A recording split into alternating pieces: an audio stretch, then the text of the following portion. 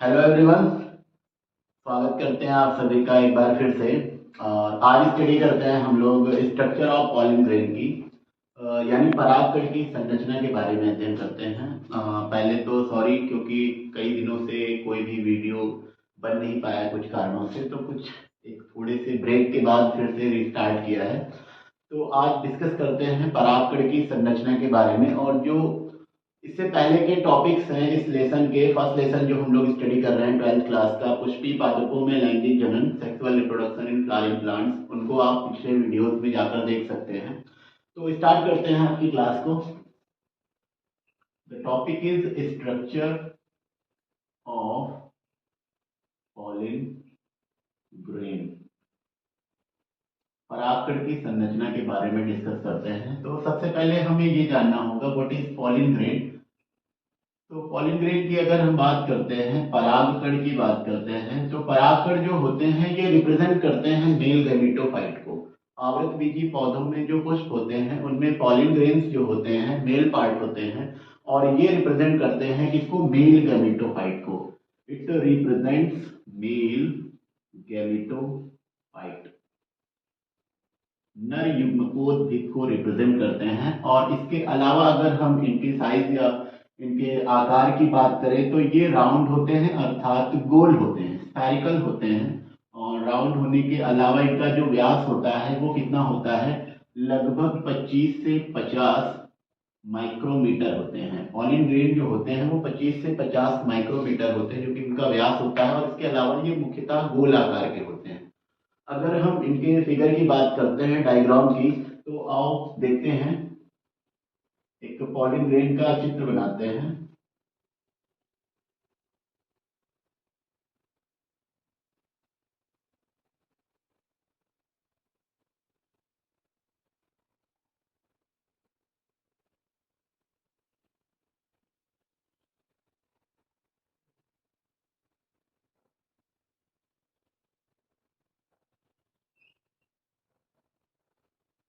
This is pollen grain. और इस pollen grain में हम लोग देखते हैं तो पीछे हमने देखा था कि दो सेल्स होती हैं, एक छोटी सेल होती है और एक बड़ी सेल होती है। इसको हम इस तरह से भी बना सकते हैं, ये छोटी सेल है और ये बड़ी सेल है। जो छोटी कोशिका होती है उस कोशिका को हम लोग क्या बोलते हैं? This is called vegetative cell. कायिक कोशिका होती है, sorry this is not vegetative cell, इसको हम क्या बोलते हैं? जनरेटिव सेल, जनन कोशिका बोलते हैं। और जो बड़ी कोशिका होती है उसको हम लोग क्या बोलते हैं? This is called vegetative cell, कायिक कोशिका। तो एक कायिक कोशिका होती है और एक जनन कोशिका होती है। किसी भी परागकण में दो कोशिकाएं होती हैं, बड़ी कोशिका, छोटी कोशिका। जो बड़ी है वो कायिक कोशिका है और जो छोटी है वो जनन कोशिका है। और ये न्यूक्लियस है जनन कोशिका का और ये न्यूक्लियस है कायिक कोशिका का। अगर हम परागकण के एक्सटर्नल पार्ट की बात करते हैं तो ये दो भित्तियों वाले परत का बना होता है। इसमें बाहर की ओर एक लेयर होती है और एक अंदर की ओर लेयर होती है। जो अंदर की ओर होती है दैट इज कॉल्ड इंटाइन, और जो बाहर की ओर होती है उसे हम क्या बोलते हैं? एक्साइन बोलते हैं। इसके अलावा जो अंदर मेम्ब्रेन दिख रही है this is called cell membrane, plasma membrane बोलते हैं। ये दूसरा परागकण जो बनाया है वो आप देख सकते हैं। इसमें भी बाहर की लेयर को एक्साइन और अंदर वाली लेयर को क्या बोलेंगे? इंटाइन बोलेंगे। This is plasma membrane. और ये जो बड़ी कोशिका है इसको हम क्या बोलेंगे? This is called vegetative cell. और छोटी कोशिका को हम क्या बोलते हैं? Generative cell. अब जहां जहां पर हम देख रहे हैं कि एक्साइन एब्सेंट है, जैसे यहाँ पर तीन स्थान ऐसे हैं, तीन स्पॉट्स ऐसे हैं जहां पर एक्साइन एब्सेंट है, यहाँ पर एक ऐसा स्पॉट है, तो इस जगह को, इस स्पॉट को हम लोग क्या बोलते हैं? दिस इज कॉल्ड जर्म, और इन हिंदी इट इज कॉल्ड जनन छिद्र।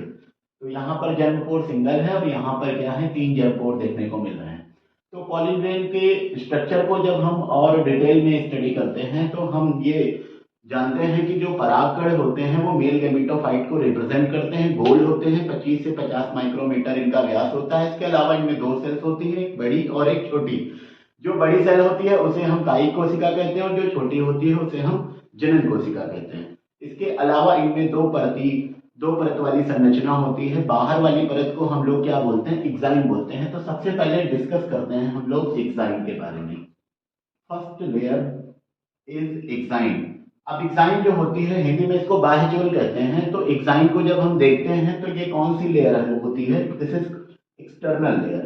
ये बाह्य परत होती है, एक्सटर्नल लेयर होती है। एक्सटर्नल लेयर के अलावा अगर हम इसको गौर से देखते हैं तो देखने में एक डिजाइन जैसी संरचना आपको दिख रही होगी और सुंदर लगती है। तो ये जो लेयर होती है ये थिक होती है, थिक मीन्स मोटी होती है, और इसके अलावा ये कॉन्टिन्यूअस ना होके ये कैसी होती है, डिसकॉन्टिन्यूअस होती है।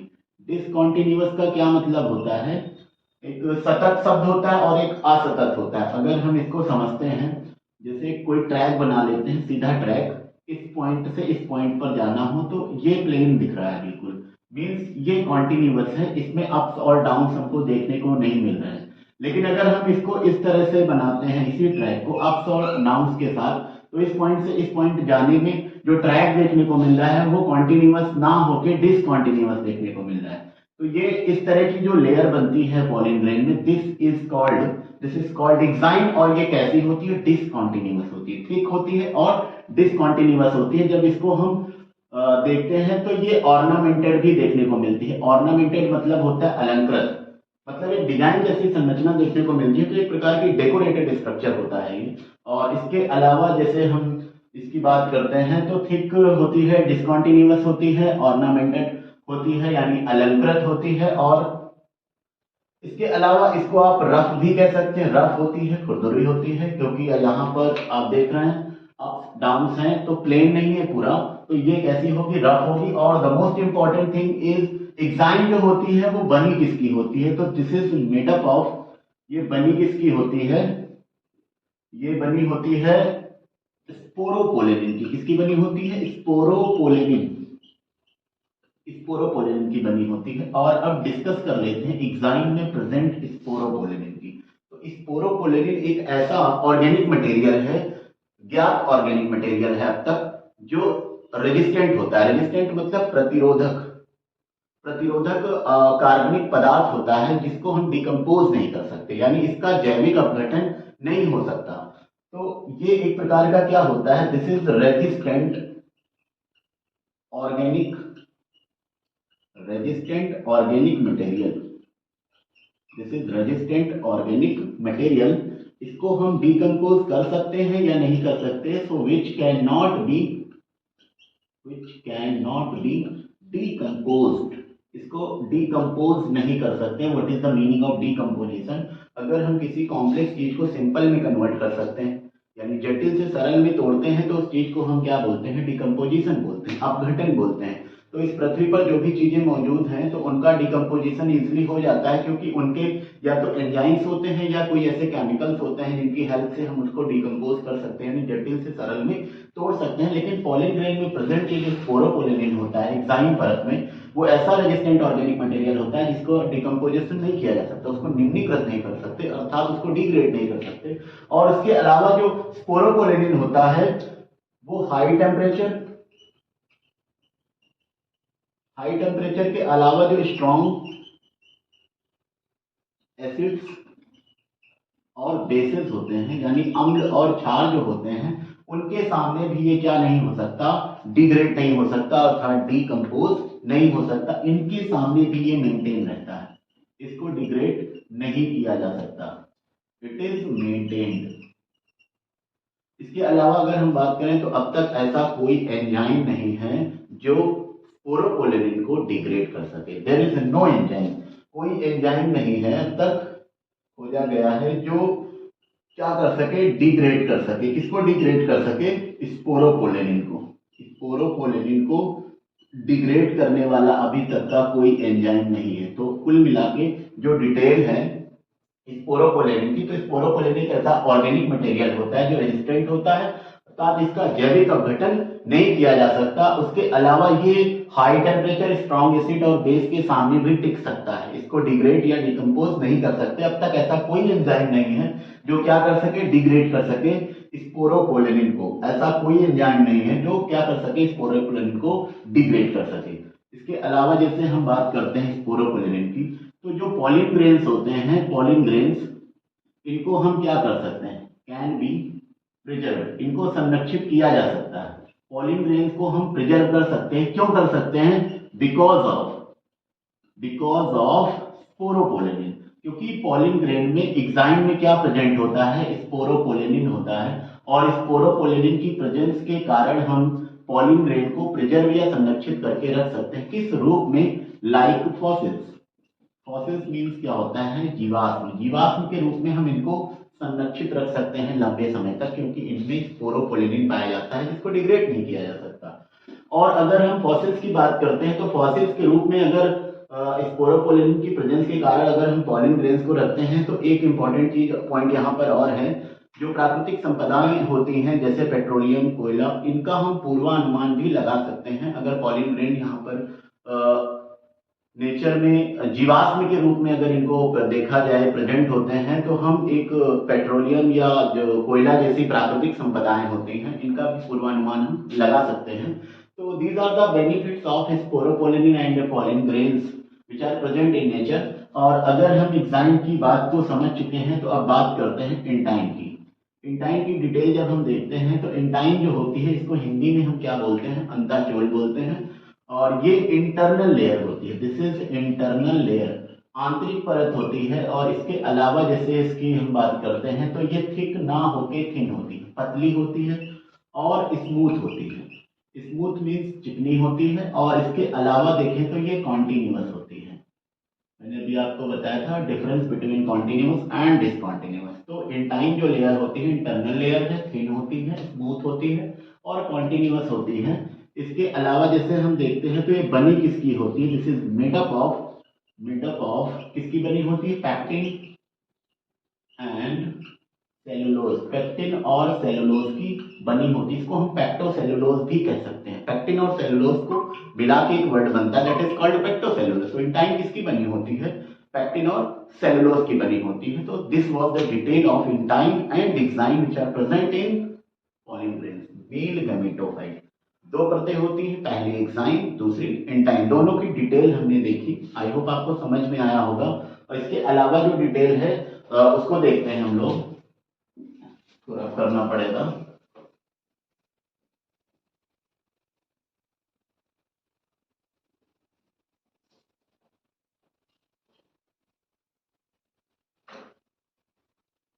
स्ट्रक्चर ऑफ पॉलिन ग्रेन्स में कुछ और पॉइंट्स हैं जो हम स्टडी करते हैं। जैसे एक पॉइंट ये है, नोट करने लायक है, study of pollen grain means परागकण की जो स्टडी होती है, उसका अध्ययन होता है। तो साइंस को हम क्या बोलते हैं? This is called palynology. Palynology जो होती है ये क्या होती है? एक साइंस होती है जिसमें हम किसकी स्टडी करते हैं? हम स्टडी करते हैं पॉलिन ग्रेन्स की। अब इसके अलावा अगर हम बात करते हैं परागकण में उन जगहों की जहां पर एंजाइम एब्सेंट है, तो यहाँ पर इस स्पॉट को आपने देखा होगा, दिस इज कॉल्ड जर्मोफोर। जहां पर स्पोरोपोलिन या एंजाइम एब्सेंट होता है उस जगह को हम लोग क्या बोलते हैं? दिस इज कॉल्ड जर्मपोर, जनन क्षेत्र बोलते हैं। तो जो जर्मपोर होते हैं ये परागकण में प्रेजेंट होते हैं। और जर्मपोर परागकण में जो बने हैं, ये क्यों बने हैं? क्योंकि ये एक प्रकार का मार्ग होता है, ट्रैक होता है, जहां से एंजाइम जो होती है, ये आपको आंतरिक लेयर दिख रही होगी, ये एंजाइम जो होती है यहीं से पॉलिन ट्यूब का फॉर्मेशन करती है। पॉलिन ट्यूब जो परागकण से पराग नलिका निकलती है तो वो किस तरफ से निकलती है परागकण के? तो जहां पर जनन छिद्र होता है, जर्मपोर होता है, उसी जगह से पराग नलिका एंजाइम से बनकर निकलती है। एंजाइम जो होता है पराग नलिका का निर्माण करता है। और पराग नलिका परागकण में किस तरफ से निकलती है? तो वो कहां से निकलती है? वो निकलती है जर्मपोर से। अब जैसे हम जर्मपोर की बात करते हैं तो यहाँ पर क्या एब्सेंट होता है?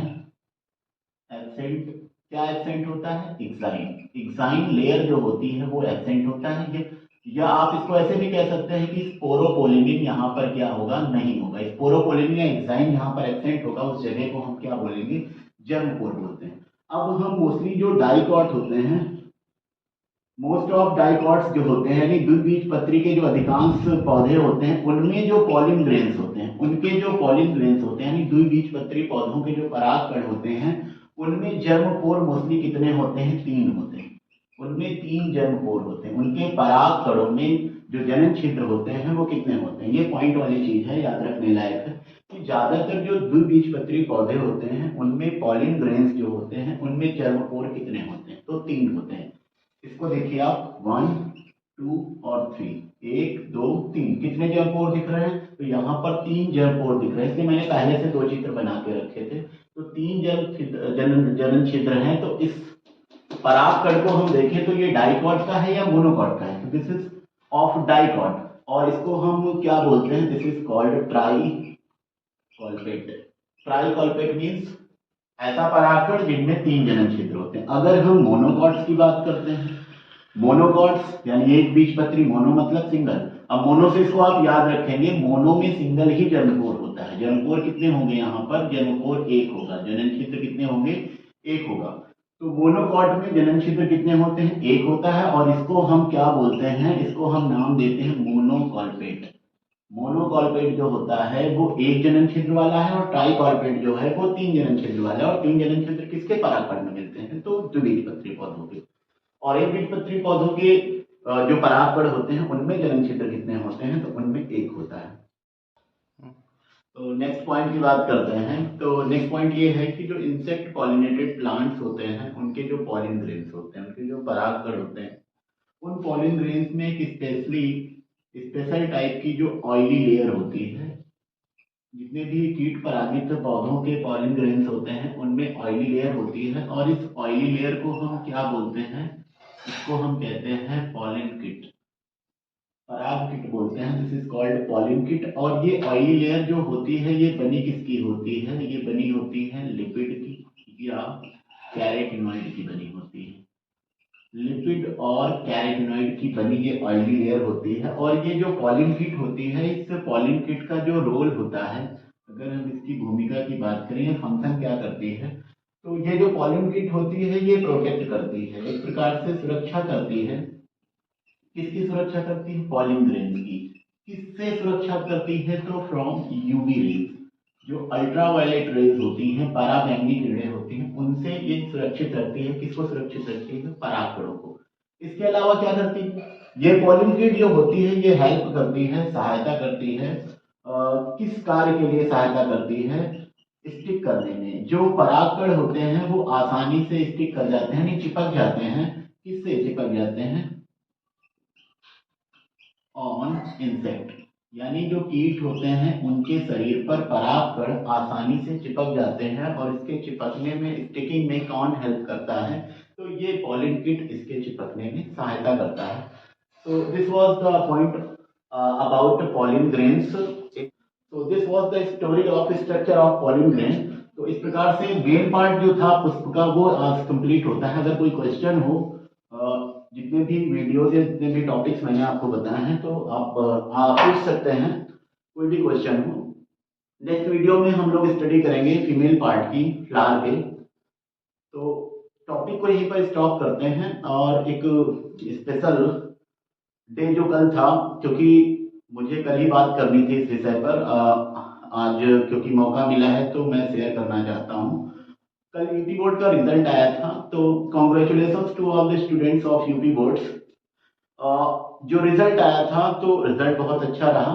काफी स्टूडेंट्स खुश रहे जिनका मतलब परसेंटेज अच्छा बना, और बहुत सारे ऐसे स्टूडेंट थे जो निराशा पूर्वक उन्होंने मतलब अपने आप को फील किया, क्योंकि परसेंटेज अच्छा नहीं बन पाया, ऐसा वो महसूस कर रहे थे। मेहनत की बट परसेंटेज अच्छा नहीं बना। तो मेरे लिए मैं आप लोगों को सिर्फ यही कहना चाहूँगा कि स्पेशली जो स्टूडेंट्स जिनका परसेंटेज उनकी नज़रों में लग रहा है ऐसा कि अच्छा नहीं बना, तो उन सभी को मैं बधाई देता हूँ, शुभकामनाएं देता हूँ। और बहुत इंपॉर्टेंट चीज़ ये है कि परसेंटेज कभी भी काबिलियत के लिए इम्पोर्टेंट नहीं होते हैं। किसी भी स्टूडेंट की लाइफ में परसेंटेज या मार्क्स या मार्कशीट ये बहुत मायने नहीं रखता।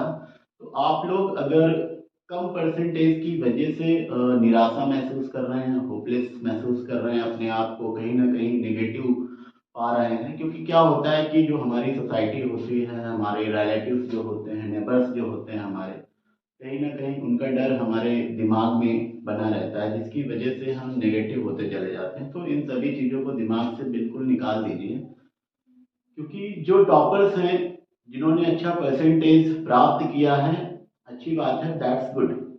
लेकिन परसेंटेज कभी भी काबिलियत के लिए इम्पोर्टेंट नहीं होते हैं, और ये काबिलियत जो होती है वो कभी भी किसी भी स्टूडेंट के लिए परसेंटेज की मोहताज नहीं होती। इस बात का ध्यान रखिएगा।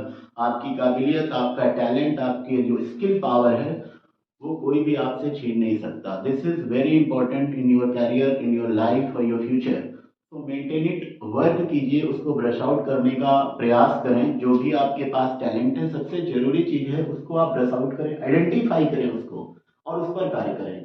ना कि आप वहां पर फोकस करें कि परसेंटेज कम बनाए, 80% बना, 85% बना, मेहनत बहुत की, मार्क्स कम आए। ये सब साइड में रखिए बिल्कुल, क्योंकि इनका हमारी लाइफ में, स्पेशली जो टैलेंटेड स्टूडेंट्स होते हैं, बहुत मायने नहीं रखते हैं। जितने भी टैलेंटेड लोग हुए हैं इंडिया या वर्ल्ड में, तो उनका आप देखेंगे लाइफ, करियर, एजुकेशनल रिकॉर्ड अगर आप देखेंगे तो उनमें परसेंटेज बहुत मायने नहीं रखता। आप रिकॉर्ड चेक कर सकते हैं। किसी भी फील्ड में जो टैलेंटेड पर्सन है, जिन्होंने सक्सेस पाई है, उनकी लाइफ में परसेंटेज बहुत इंपॉर्टेंट नहीं है। आप अपने टैलेंट को, क्वालिटी को बना के रखिए और इस पर ध्यान दीजिए। जो 12th में या 10th में स्टूडेंट्स से जो भी रिजल्ट आया है, बी हैप्पी फॉर दिस। और आगे की तरफ देखिए कि आगे क्या करना है। आपका टैलेंट, आपकी क्वालिटी जो है किस फील्ड में है, उसको आजमाइए। कभी भी मीन्स बुकिस बनने का प्रयास ना करें।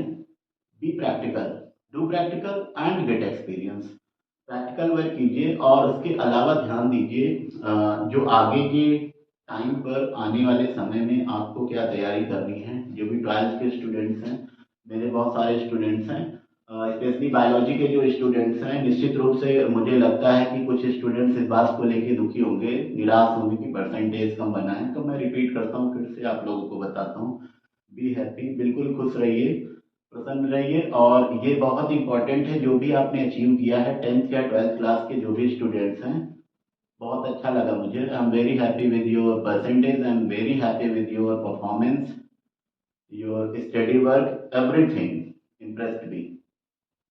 And I sir that I am very glad and being proud that you are my students.